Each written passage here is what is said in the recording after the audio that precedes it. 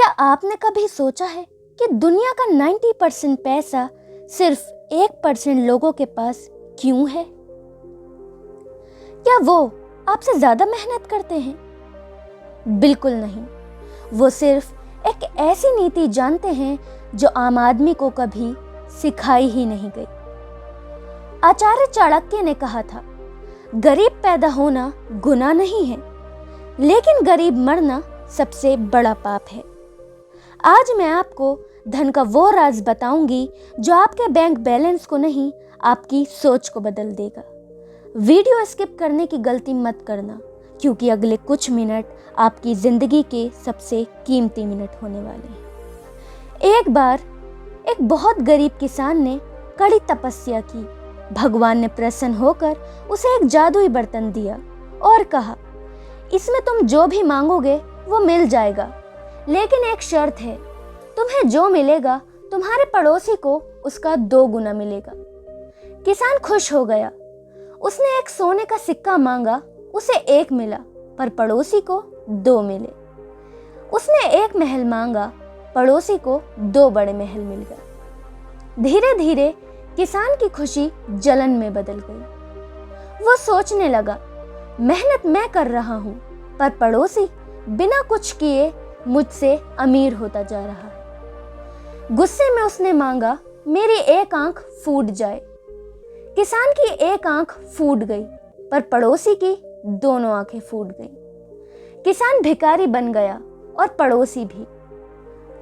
दोस्तों, इस कहानी का निचोड़ ये है कि बहुत से लोग इसलिए अमीर नहीं बन पाते क्योंकि उनका ध्यान पैसा कमाने पर कम और दूसरों को नीचे गिरने देखने पर ज्यादा होता है। चाणक्य कहते हैं कि धन वहां नहीं टिकता जहां जलन होती है।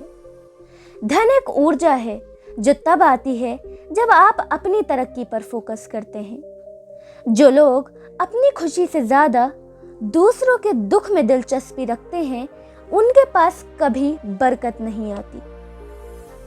चाणक्य कहते हैं कि जैसे एक एक बूंद से घड़ा भरता है, वैसे ही थोड़ा थोड़ा पैसा बचाकर अमीरी आती है। फिजूल खर्ची करने वाला व्यक्ति कभी धनवान नहीं बन सकता। रुका हुआ पैसा उस पानी की तरह है जो सड़ जाता है। पैसे को बढ़ाने के लिए उसे सही जगह लगाना जरूरी है, बिजनेस या एसेट्स में। चाणक्य के अनुसार धन वही है जो मुश्किल वक्त में काम आए और जो लगातार बढ़ता रहे। अपने बैंक बैलेंस और अपने अगले मनी मूव के बारे में कभी ढिंडोरा मत पीटिए।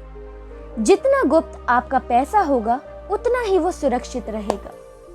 दोस्तों, पैसा सिर्फ कागज का टुकड़ा नहीं है, ये एक हथियार है। चाणक्य कहते थे कि एक अमीर व्यक्ति के पास ही सच्चा आत्मसम्मान होता है, क्योंकि बिना धन के धर्म, कर्म और रिश्ते सब फीके पड़ जाते हैं।